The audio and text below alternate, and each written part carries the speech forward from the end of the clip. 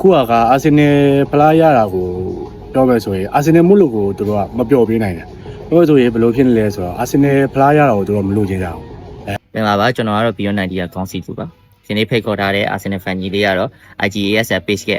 admin ကြီးလေး admin ဖြစ်ပါတယ်ညီလေးမင်္ဂလာပါမင်္ဂလာပါတော့အရင်ဆုံးညီလေးရဲ့နာမည်နဲ့ညီလေးရဲ့ page ကြောင်းလေးကိုအရင်ဆုံးမိတ်ဆက်ပေးပါဟုတ်ကဲ့ပါကျွန်တော်ကတော့ I do my favorite Arsenal was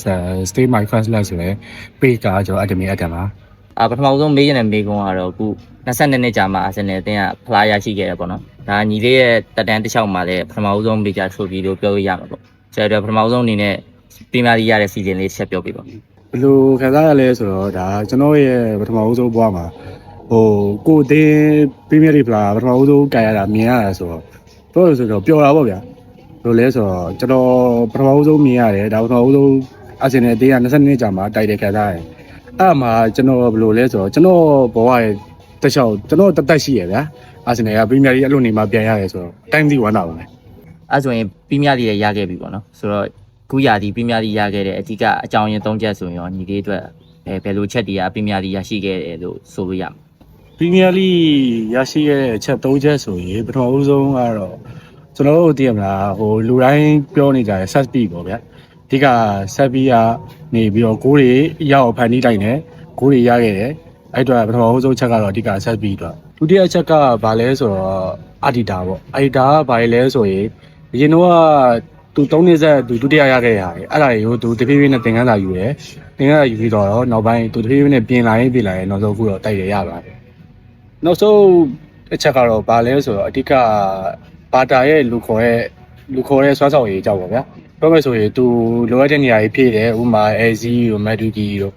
အာဆင်နယ်အဓိကလိုအပ်နေတဲ့တိုက်စစ်မှုအဓိကတိုက်စစ်မှုနေရာကို Victor Yokret ကိုရောက်ဖြစ်နိုင်တယ်အဲ့အတွက်ကျွန်တော်တို့အနေနဲ့တိုက်တယ်ရတယ်လို့ကျွန်တော်ထင်တယ်အဲ့ဆိုရင်ကိုက Premier League ရဲ့ champion ဖြစ်သွားပြီပေါ့နော်ဒါပေမဲ့ Arsenal အသင်းရဲ့ Anima ပန်းနိုင်ကတော့champion League ဖလားလို့ပဲပြောရမယ်ပေါ့နော်ဆိုတော့ဒီနေ့ champion League အတွက်ကောညီလေးအနေနဲ့ဘယ်လောက်ထိယုံကြည်မှုရှိလဲကျွန်တော်တို့ဘယ်လောက်အနေနဲ့ယုံကြည်မှုရှိလဲဆိုရင်တော့64တယ်ဘယ်လိုလဲဆိုတော့ကျွန်တော်တို့အနေနဲ့ပို့ပြီးတော့အလေးတာနေရရှိရလို့ကျွန်တော်ယုံကြည်မိတယ်အဲ့တော့ရာနှုန်းပြတော့မယုံဘူး Arsenal အသင်းက60ရာခိုင်နှုန်းလောက်ထိတော့ယုံနေပေါ့နော်အဲ့ဆိုရင်ရော final ပွဲမှာPSG ရဲ့ဘယ်လိုချက်တွေကိုရပ်တက်နိုင်လို့ရှိရင်60ဆိုတဲ့ percentage တိုးသွားမလဲပေါ့100ရာခိုင်နှုန်းမဖြစ်နိုင်တော့ maybe 80လို့ပါတော့ပေါ့ဒီကတော့ PSG ရဲ့ဘယ်လိုခန်းကဏ္ဍတွေကိုရပ်တက်နိုင်ရင် Champion League ဖလားကြီးရနိုင်မယ်လို့ယူဆတယ်အဓိကတော့ကျွန်တော်တို့အနေနဲ့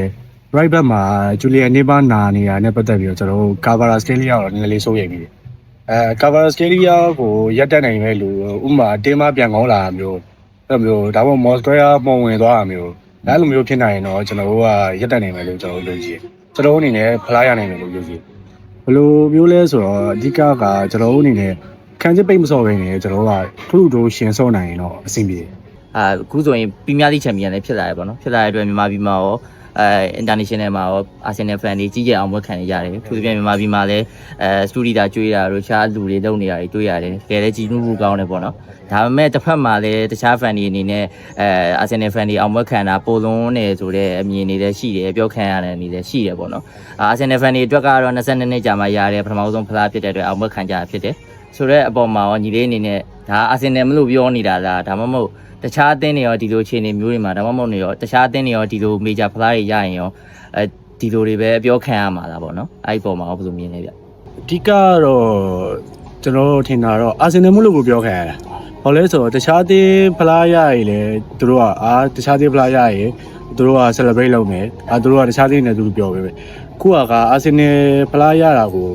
ပြောမယ်ဆိုရင် Arsenal မလို့ကိုသူတို့ကမပျော်ပေးနိုင်တယ်ပြောဆိုရင်ဘယ်လိုဖြစ်နေလဲဆိုတော့ Arsenal ဖလားရတာကိုသူတို့မလို့ချင်ကြအောင်အဲ့လိုကြောင့်မလို့အဓိကတော့ Arsenal ဖြစ်နေလို့ပဲပါပါတယ်ဟုတ်ကဲ့ညီလေးဖြေရပြည့်စုံပါတယ်ဆိုရင်နောက်ဆုံးအနေနဲ့ကြည့်နေတဲ့ Arsenal fan ညီကိုတွေကိုရောညီတို့ page အနေနဲ့ကိုစားရောဗာများပြောချင်သေးတယ်ဗျအဓိကတော့ကျွန်တော်ပြောရင်Arsenal ပြည်သက်တွေကို UCL final မှာယုံကြည်ချက်ရှိဖို့ပေါ့ဗျာပြောမယ်ဆိုရင်ကျွန်တော်တို့က EPL Champion လည်းဖြစ်ထားပြီ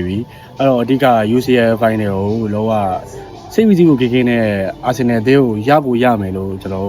်ပြေဝယုံကြည်ပြီးတော့အားလုံးကြည့်ပေးကြပါပြီးတော့အဆုံးပြောရင်တော့ကျွန်တော်ရဲ့ page လေးကိုလည်း like and follow လုပ်ပေးကြပါဦးကျွန်တော်ဒီထက်ပို့ပြီးတော့ Arsenal ပတ်သက်တဲ့သတင်းတွေကျွန်တော် Arsenal ရဲ့ content တွေကျွန်တော်စဉ်းစားမပြတ်ကျွန်တော်အများနဲ့တင်ပေးသွားမယ်ပြီးတော့ဒီထက်ပို့ပြီးတော့